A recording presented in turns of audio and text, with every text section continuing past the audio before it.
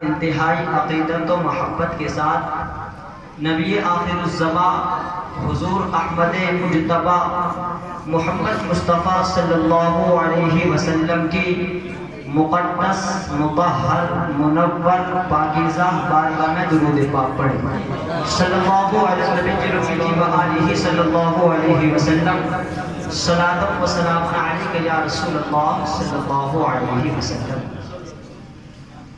آپ لوگ یہاں پر شامل ہوئے اور بہترین انداز سے اس محفل کا انعقاد کیا، بڑی محبت دکھائی آپ لوگوں نے۔ اللہ تبارک و تعالیٰ آپ کی محبتوں کو قبول فرمائے اور ہم سب کے دلوں میں عشق رسول پیدا فرمائے۔ حضرات محترم، آپ جانتے ہیں کہ نبی کریم صلی اللہ علیہ وسلم کی میلاد کی خوشی میں اس جلسے کا انعقاد کیا ہے۔ حدیث پاک میں آتا ہے، آقا کریم فرماتے ہیں ان یدخلہ بفضل العمیم جنات النعیم، کہ اللہ تبارک و تعالیٰ فرماتا ہے جو میرے نبی کے میلاد پر خوش ہوتا ہے اللہ اسے جنت نعیم میں جگہ عطا فرمائے گا۔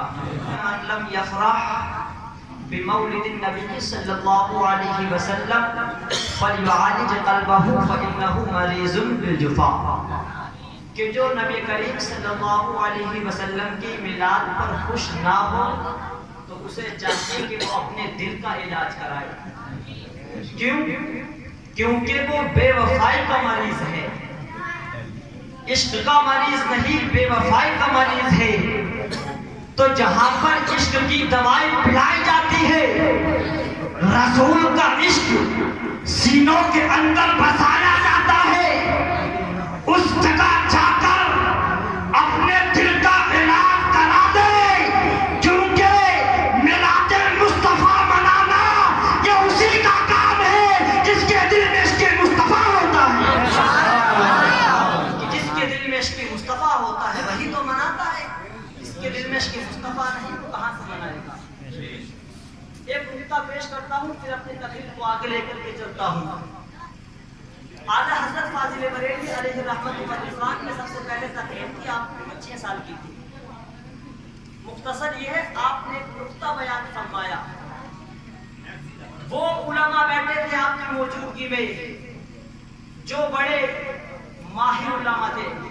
اعلیٰ حضرت فرماتے ہیں کہ یہ بتاؤ سب سے پہلے نبی دنیا میں تشریف لائے تو کس سے یاد کیا؟ سب نے کہا اللہ کو سجدہ کرنے کے بعد اپنی امت کو یاد کیا۔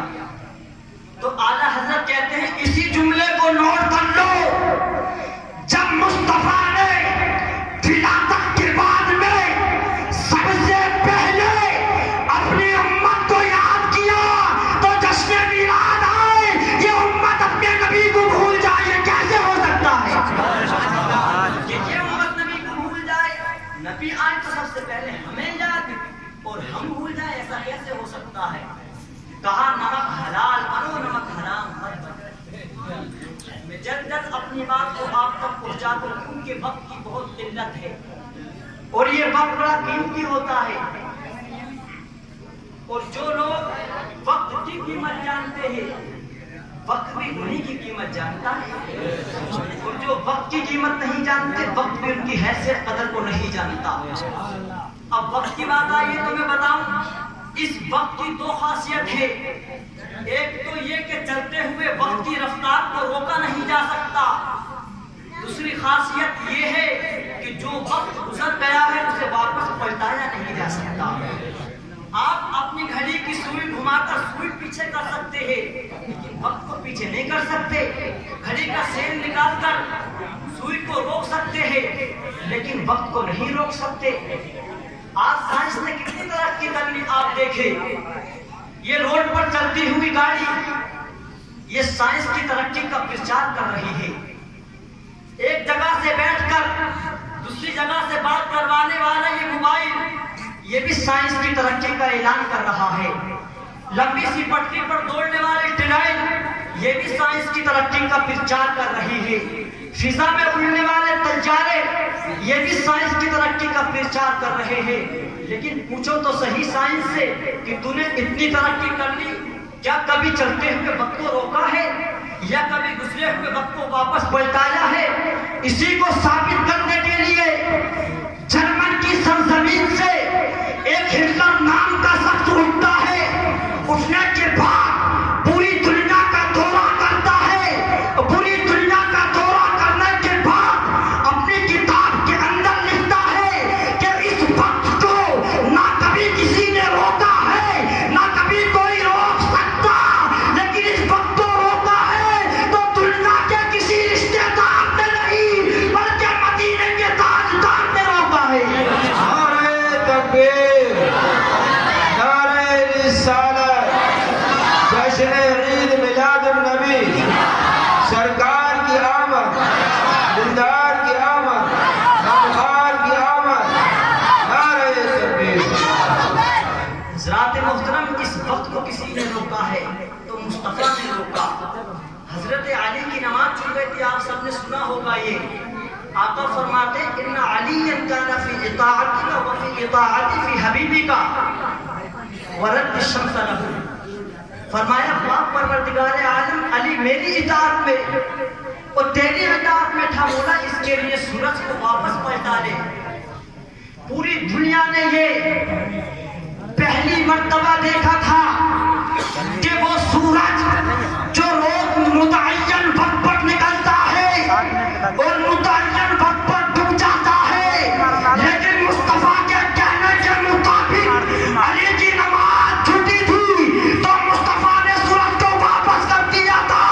تبھی تو اعلیٰ حضرت فرماتے ہیں سرور کہوں کہ مالک و مولا کہوں تجھے، سرور کہوں کہ مالک و مولا کہوں تجھے، باغے خلیل کا گلے زیبا کہوں تجھے، لیکن رضا نے ہم میں سپارش پہ کر دیا خالق کا بندہ خلق کا آقا کہوں تجھے، خالق کا بندہ خلق کا آقا کہوں تجھے۔ حضرات محترم، میں نبی کی شان بیان کروں تو ٹائم ختم ہو جائے گا لیکن شان ختم نہیں ہوگی۔ میں نے اس موضوع کو چھیڑا ہی نہیں ہے لیکن میں نے وقت کی بات آئی تو بتلا دیا۔ اصلاحی بیان کو چنا ہے آج میں نے، لوگوں کی تو اصلاح کرنا بھی ضروری ہوتی ہے۔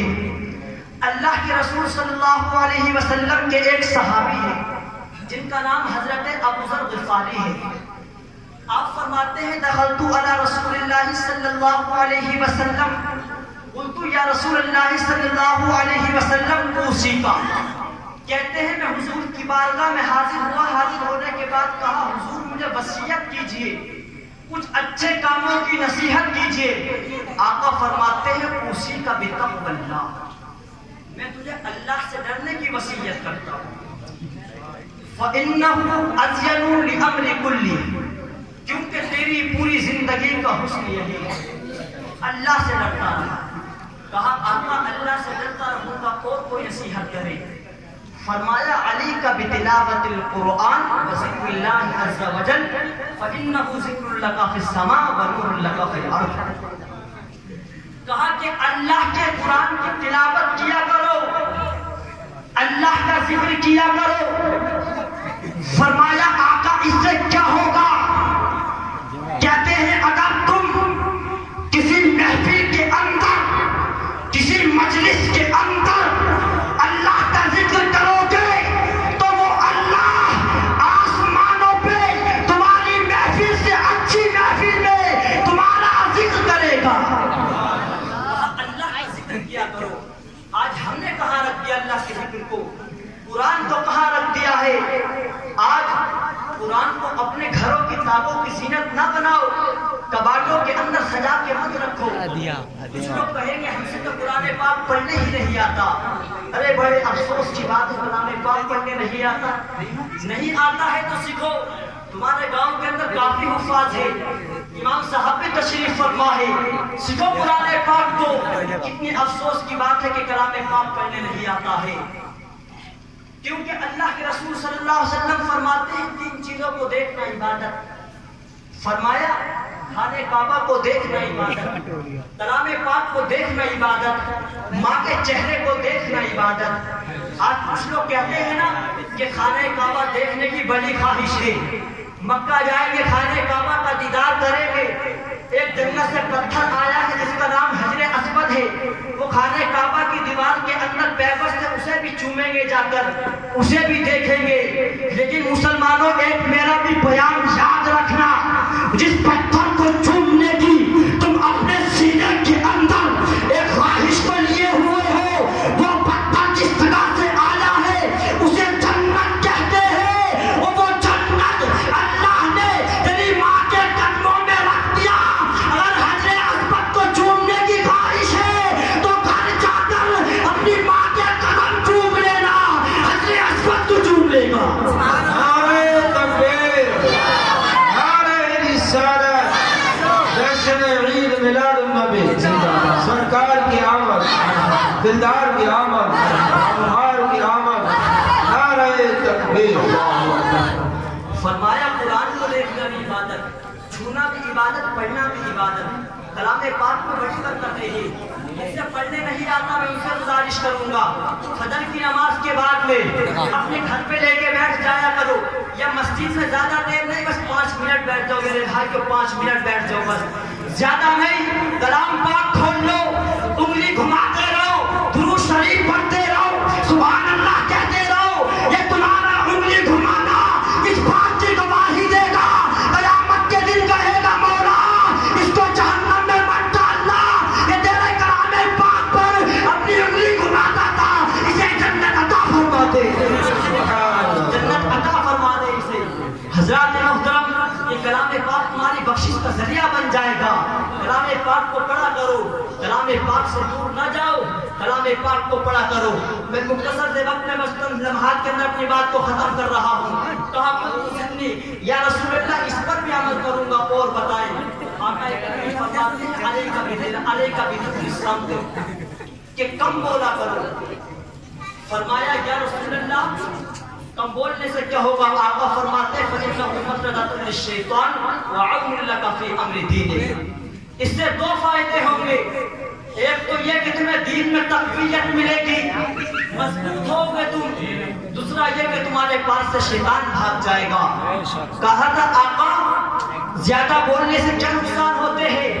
فرمایا جو زیادہ بولتا ہے وہ بڑبڑ زیادہ کرتا ہے، جھوٹ بھی بولتا ہے، غیبت بھی کرتا ہے، چغلی بھی کرتا ہے، اس لیے میں تمہیں نصیحت کر رہا ہوں کہ کم بولا کرو۔ فرمایا آقا اس پر بھی عمل ہوگا۔ میں بہت مختصر رکھ کے بیان کر رہا ہوں ورنہ تقریر تو بہت لمبی ہے۔ کہا آقا ایک نصیحت اور فرما دے، تو آقا کریم فرماتے ہیں ایاک وکثرۃ الضحک، یہ کم ہنسا کرو۔ کیوں؟ فَإِنَّهُ يُمِيتُ الْقَلْبَ وَيَذْهَبُ بِنُورِ الْوَجْهِ، زیادہ ہنسنے سے دل مردہ ہو جاتا ہے اور چہرے کی خوبصورتی چلی جاتی ہے۔ اور فرمایا جو زیادہ ہنستا ہے اس کا دل مردہ، دل کا مردہ ہو جانا چاہے، اس کو بڑے اچھے طریقے سے بیان کیا ہے۔ کہا جس کے دل کے اندر کوئی بات اثر نہ کرے، نماز کو کہو، زکات کو کہو، روزہ رکھنے کو کہو، اثر نہ کرے تو سمجھ لو اس کا دل مردہ ہے۔ آج آپ دیکھتے ہیں کتنی تقریریں ہوتی ہیں، کتنے پروگرام ہوتے ہیں، کتنے جلسے ہوتے ہیں، کلام پاک پڑھ کر کلام پاک پڑھنے والے بتاتے ہیں، حدیث پڑھ کر حدیث پاک پڑھنے والے بتاتے ہیں، ارے بخاری بھی ہو، مسلم بھی ہو، ترمذی بھی ہو، امام صاحب بھی بتائے، مولانا بھی بتائے، لیکن دل کے اندر بات اثر نہ کرے تو اپنے دل پہ لکھ لو کہ تمہارا دل مردہ ہو گیا، تمہارا دل مردہ ہو گیا ہے، اس لیے تمہارے دل میں کوئی بات اثر نہیں کر رہی۔ اگر اپنے دل کو زندہ کرنا چاہتے ہو تو کلام پاک لے کر کے بیٹھ جایا کرو، تمہارا دل زندہ ہو جائے گا۔